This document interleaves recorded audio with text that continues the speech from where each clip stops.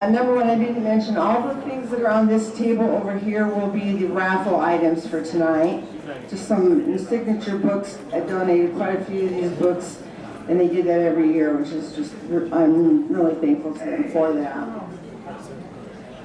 And the authors of any of the books that are out for sale will be selling them themselves.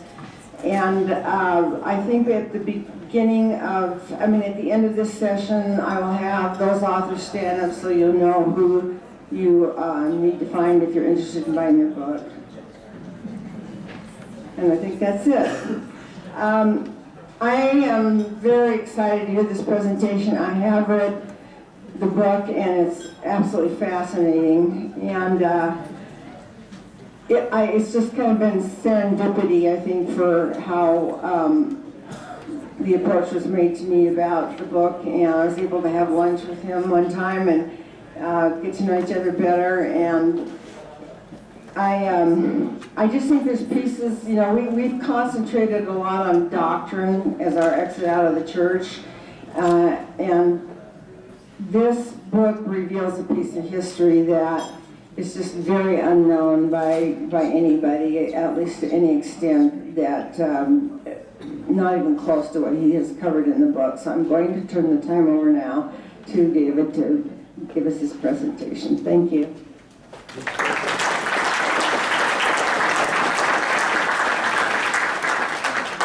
Well, good morning. My name is Dave Nelson, and I am an ex-Mormon. Thank you to Peter Danzig, because I also run on coffee.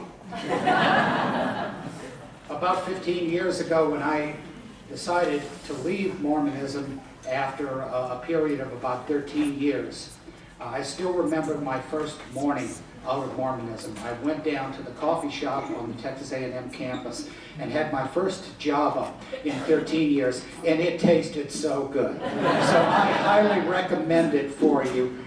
Peter gave you some very good advice.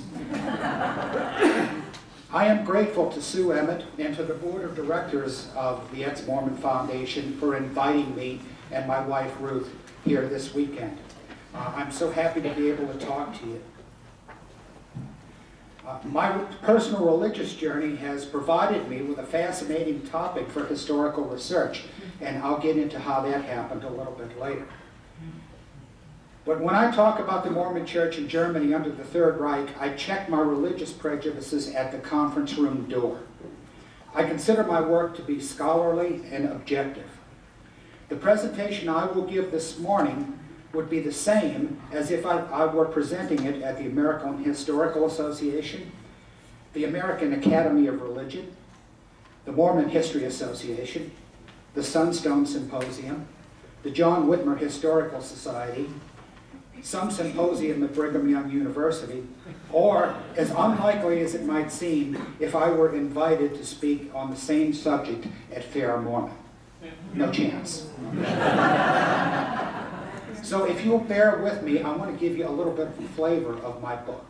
And I'm going to read a bit of passage from it, and if it starts to bog down, I'm going to skip over some things. But this comes from chapter 14. Entitled Mormons and Jews, an Inconvenient Association.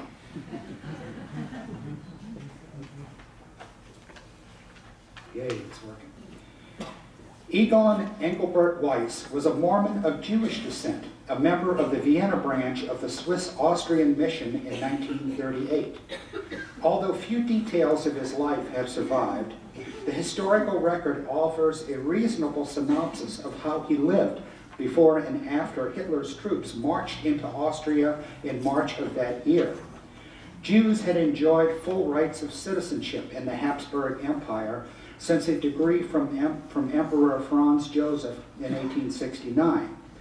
Under the Austrian Republic that emerged after the First World War, Mormons like Weiss peacefully coexisted with others, even though their small religious denomination numbered in the hundreds and exerted no political influence. As a citizen of Jewish origin in the 1930s, Weiss probably could have been counted among Austria's intellectually and commercially privileged. Some 62% of Vienna's lawyers, 47% of its medical doctors, and 29% of its university faculty were Jewish. According to the Nazis' own estimates, 1/4 of Vienna's businesses were owned and operated by Jews, including 60% of those in banking or, quote, big industry. When the Nazis took control of Austria, the Mormon mission leaders had one concern. How do we configure the boundaries of the German-speaking missions to conform to the new political reality? Brother Weiss, as his fellow Mormons called him, had more serious worries. Regardless of his devotion to Mormonism, his pedigree branded him with the indelible mark of Judaism. After Austria became a member of the Third Reich, all of the dangers and indignities that Germany's Jews had experienced over the past 5 years hit the Austrian Jewish community like a sudden thunderclap. In just one day, when Jewish students were banned, Austrian universities lost 40% of their students. Shortly after the Anschluss, Adolf Eichmann established the Central Office for Jewish Immigration in Vienna, which was really an agency to promote intimidation of Jews and pressure them to leave the Reich. For those Jews who remained, it later coordinated ghettoization and deportation to the concentration camps. Its subsidiary agency, the Asset Transfer Office, stole Jewish possessions and transferred them to non-Jews. The horror of Kristallnacht did not stop at the former national border. In Egon Weiss's Vienna, paramilitary thugs burned 42 synagogues, vandalized and looted 4,038 Jewish shops, and desecrated the city's Jewish cemeteries. If Weiss's residence was like most others occupied by Jews, he watched a mob destroy it. With no other recourse, Brother Weiss took a pen in hand and appealed to his Mormon co-religionists in the American Zion. On November 23, 1838, 2 weeks after Kristallnacht, he wrote to the First Presidency in Salt Lake City. Then he addressed 8 additional letters to former missionaries in Utah and Idaho, whom he had befriended when they served in the German-speaking missions. Weiss complained that, quote, conditions are terrible for us Jewish people, and we have absolutely no hope of working at our learned trades. It is simply that we must get away from here, unquote. Addressing the church presidency as dear brother, he asked for help, quote, to make the necessary affidavit to enable his family to escape to America, unquote. Weiss assured his church leadership that his family had adequate financial support for the journey and to sustain himself upon arrival in the United States. Quote, we can't enter the United States without having resident Americans vouching for our integrity and possible worth as future citizens, unquote. His letter closed, your brother in the gospel. No available record reveals a response. But Jewish pleas for help addressed to the Mormon hierarchy ran into a solid resistance from the second-ranking member of the LDS leadership triad, J. Reuben Clark. Clark dispatched boilerplate responses to most. Historian D. Michael Quinn, who wrote 2 biographies of Clark, summarized the language used by the Mormons' first counselor whenever such a plea came across his desk. Quote, in regard to your interesting letter, President Clark began his standard reply to desperate Jews in January 1939, we have had so many requests of this sort from various persons, including members of the church, that we have found it necessary to ask to be excused for making the required guarantee. His letter recommended that the petitioners, some of whom were LDS, contact Jewish organizations for help. The church's response to another lifelong Mormon, Austrian Mormon of Jewish lineage, was not as perfunctory, but it contained the same refusal. Richard Siebenschein, also of Vienna, wrote 2 letters dated December 25th and 28th, 1938, addressed directly to Heber J. Grant, with whom Siebenschein claimed to have shared an apartment when both served as Mormon missionaries in Tokyo in 1901. Claiming that he wanted only an affidavit as required by the laws of the USA for entry into your country, Grant's former missionary companion pled, "We are not in trouble through fault of our own, except for our Jewish descendants." This time, J. Reuben Clark responded with a chatty letter that detailed the present circumstances of each missionary with whom Siebenschein served in Japan at the turn of the 20th century. He said President Grant was away from the city, but that the prophet would be pleased to know Siebenschein remembered him and had written him. Then, in a startling switch of tone, Clark reverted to his form letter verbiage, asking to be excused from providing such assistance because the church has received so many requests of this sort. The LDS Church thus erected a firewall between its resources and the Jews who needed them to leave Germany, even if they had converted to Mormonism. It did not, however, refrain from using its influence to seek diplomatic help for those not tainted by a Jewish heritage. Several months prior to the arrival of Weiss's plea, using a term made infamous by the Nazis, Clark requested the assistance of his former State Department colleagues in expediting the immigration to the United States of a Mormon couple. Quote, "She and her husband are Aryan natives and nationals of Switzerland."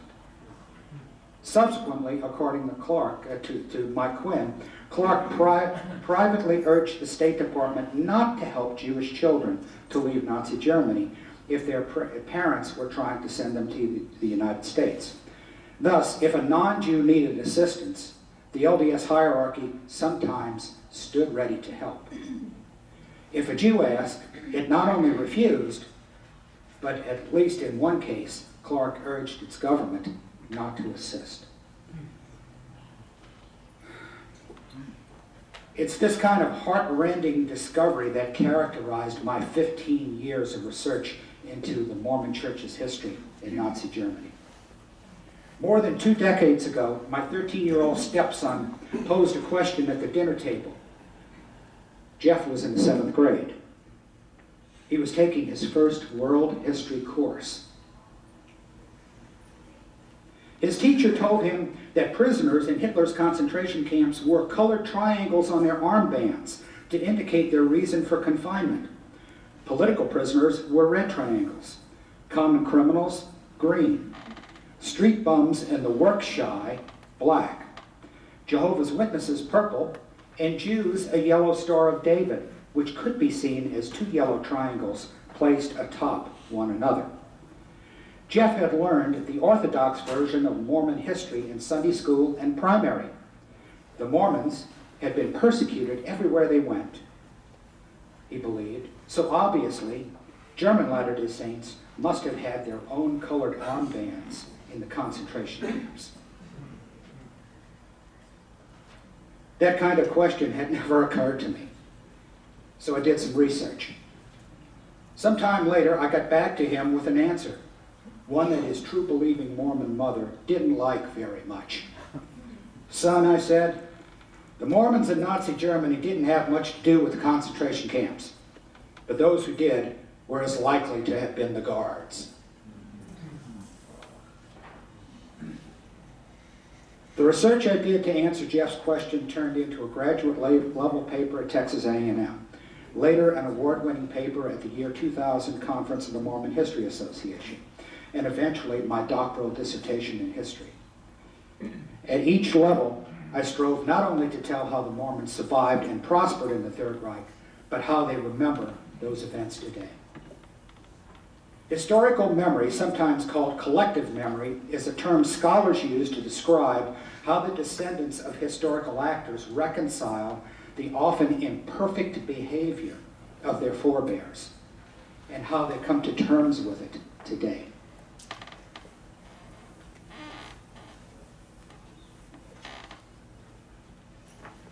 In telling the story of how today's Mormons choose to remember their experience in Nazi Germany, I use the terms like memory beacons and dimmer switches. Latter-day Saint history during the Third Reich, told without these filters of post-war manipulation of memory, does not paint a pretty picture. First, we will talk about history. Then, we'll get into the manipulation of collective memory, which makes Mormon history in Nazi Germany tolerable for today's faithful. We will start with a few important points, punctuated by some relative examples. First, Mormons were not persecuted in Nazi Germany, nor did they fear the German state any more than did ordinary Germans. German Mormons were ordinary Germans. As historian Eric Johnson has written, most Germans slept soundly at night, worked productively by day, and enjoyed their lives during the peacetime years of National Socialist rule. Why should they not have? The economy was improving, most were finding employment, and their country was regaining its pride and was still at peace. They knew there was a strong police presence, a surfeit of laws placing limitations on personal freedom, and potential danger for those who refused to comply with Hitler's wishes. Many grumbled and complained privately, but most found little difficulty in conforming. Nazi terror posed no threat to most ordinary Germans. Second, when a Mormon got in trouble with the National Socialist government, it was because of an individual transgression, not because of his religion. Furthermore, the Nazi government only went after the individual transgressors. The LDS Church as a whole never felt the hot lash of Hitler's disfavor when some Mormons transgressed. This applied both to German members and American missionaries. For example, in 1939, a German district leader in Hamburg asked for the mailing addresses of young Mormons who were in the military. He wanted to send them church publications. That got the attention of military counterintelligence, which ordered his arrest and interrogation.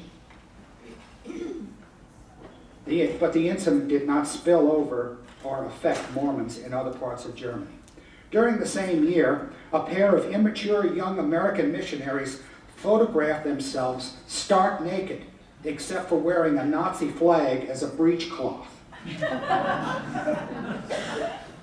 When the employees of a camera shop, owned by a German Mormon, reported the incident after the missionaries sent in the film for development, and they just sent it home. Maybe they didn't want the dad to see.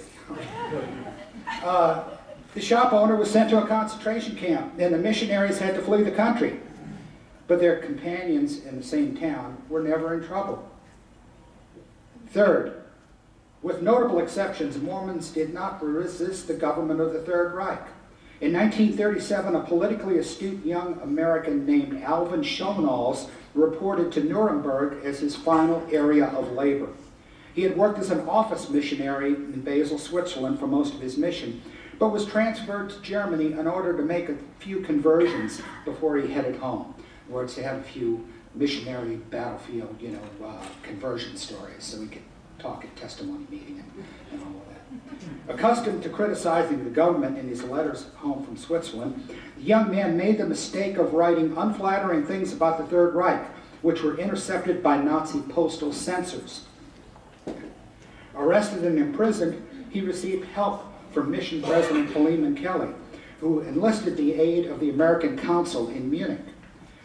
The mission president also hired a lawyer on the young man's behalf. After 3 weeks, he was expelled from Germany, but no other missionaries or members suffered because of his transgression. Fourth, when a few individual Mormons did resist, their actions met with disapproval from church leaders and fellow members.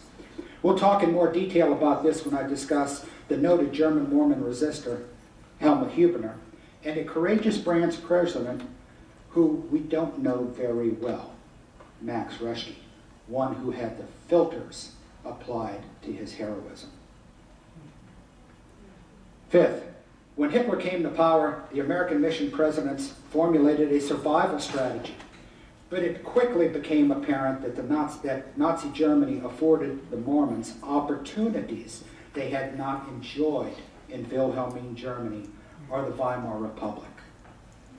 the LDS Church exploited commonalities between Mormonism and National Socialism, not only to survive, but also to prosper in the Third Reich. I'm not the first person to have discovered this. Staffordshire University historian Christine Elizabeth King first noticed these synergies in her groundbreaking work on the new religions in Nazi Germany. She entitled it The Nazi State and the New Religions, and she published it with the Mellon Press in 1981. 3 decades ago, she said that the Nazis and the Mormons shared a common Weltanschauung, that is, a conjunction of worldviews. There were historical and cultural reasons. The church had equity to protect in Nazi Germany. By 1930, Germany had surpassed Canada to have more Latter-day Saints than any country except the United States. When Hitler came to power in 1933, the American mission presidents feared losing control over their German congregations. No passage can be found in their correspondence that expresses the fear that the Nazis would shut down German congregations. Instead, the mission presidents were afraid that the government might send the missionaries home. They responded by dusting off an old statement of belief, the 12th Article of Faith. In essence, the Mormons' version of the Gospel of John's admonition to render unto Caesar that which is Caesar's. But the Mormons had not always obeyed civil authority at home or abroad, especially during the first 80 years of Mormonism in Germany. During the Wilhelmine period during the 19th century to the beginning of the First World War, American Mormon missionaries were in constant conflict with the German government. When one missionary would be expelled from a German state, instead of going home, he would exchange places with another expelled missionary from another state. If a postal censor refused to allow the printing of a religious tract in one town, the missionaries would find a sympathetic censor elsewhere, have it printed, and then circulate the banned pamphlet under the nose of the original censor. American missionaries during the 1800s were constantly misrepresenting themselves as students, English teachers, and commercial entrepreneurs in order to circumvent bans on Mormon missionary work in the various German states. But in the Third Reich, the Mormons became fastidious observers of the law.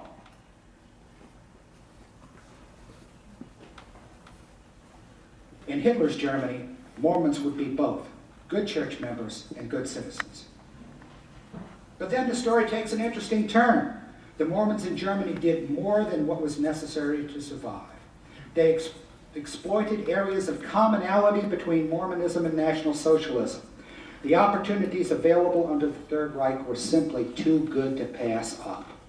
They learned to work the system to their advantage. Sometimes it was a mutual interest in genealogical research. During Imperial and Weimar Germany, pastors and priests often denied Mormons access to parish registers and archives. Simply put, they didn't want their Catholic or Lutheran parishioners to be baptized posthumously into the LDS Church. But with the Nazi penchant for genealogy, the Mormons celebrated newfound access to the archives. A Deseret News article in late 1933, only 11 months after Hitler took power. This article frankly admitted that the church was benefiting from the urgency to prove that, quote, one's grandmother was not a Jewess, unquote. During the Weimar Republic, from the end of the First World War until Hitler's rise to power in 1933, a Mormon district, they didn't have stakes back then, a Mormon district might have a single genealogical specialist. During the Third Reich, Mormon genealogical research exploded, and Utah temples were flooded with German pedigree charts and family group records. Most districts in many branches would call full genealogical staffs, consisting of a president, 2 counselors, and a secretary. Missions held mission-wide genealogical Sundays and special genealogical youth activities. One Mormon was questioned by the Gestapo because they suspected him of being Jewish. He knew he had to produce his 3-generation pedigree chart to prove his Aryan purity. Instead, he astonished the secret policeman by pulling out proof of 7 generations of pure-blooded German heritage. He bragged, "I passed with flying colors." The race to exploit the German penchant for genealogical research did not stop with the Second World War. In the immediate post-World War II era, the acting German mission president, Paul Long-Heinrich, sought the permission of Soviet occupation authorities to take possession of whatever German family records he could find. In July 1945, 2 months after the end of the war, German civilians were subsisting on an average daily nutritional intake of 800 calories per person. Despite the urgency of providing for his flock's physical welfare, Long-Heinrich found time to forage through the ruins of burned and bombed out Jewish synagogues, looking for names of Holocaust victims that he could submit to Salt Lake City. And you thought that perhaps this Holocaust victim thing started in mid-1995? No, it was going on for decades prior to that. They got caught in the last decade of the 20th century. Prior to the 1936 Olympic Games in Berlin, the LDS missionaries provided rudimentary basketball instruction for the German Olympic team. This came about when Germany, a country with no basketball tradition, felt the necessity to field a team in every medal sport. Only a handful of foreign university students, and the Mormon missionaries, by the way, knew anything about this American game. American elders taught the German second-string handball team, designated to compete as the German Olympic basketball team, how to dribble, pass, shoot, and play defense. This occurred in the midst of a well-publicized worldwide effort to boycott the Berlin Olympics, which Hitler planned to use as a showcase of Aryan supremacy. Articles appeared regarding the boycott effort within the news columns of the church-owned Deseret News. They came over the Associated Press and UPI wires. Then, the Deseret News church section ran a 6-column picture of a Hitler-saluting basketball team, along with an article that stated, quote, "Herr Hitler has sought the services of the elders to teach basketball to the team that he hopes will achieve a Nordic victory." The church published Deseret News, and its Mormon religion section never hesitated to publish pictures of church leaders in conjunction with swastika symbolism. This is the picture of Church President Heber J. Grant appearing at a banquet in Frankfurt in the summer 1937. The rented building belonged to the National Socialist Teachers Union. Naturally, it came equipped with a large swastika flag, as did all such venues in Germany at the time. 1 year earlier, the same Deseret News church section ran a large picture of European Mission President Joseph F. Merrill standing beneath a large swastika flag